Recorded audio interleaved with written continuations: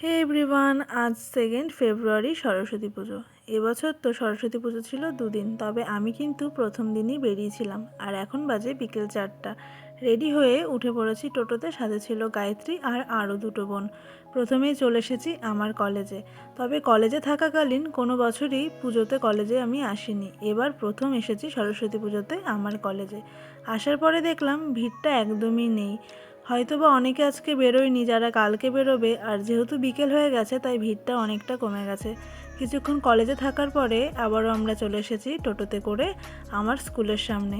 আর স্কুলে কিন্তু প্রতি বছরে এই একটা দিনেই আসা হয়। গেটের সামনে তনুর জন্য কিছুক্ষণ ওয়েট করে চলে আসলাম স্কুলের ভেতরে। আর স্কুলের ভেতরে আসা মাত্রই মনটা বড্ড খারাপ হয়ে যায় কিছু কথা মনে পড়ে।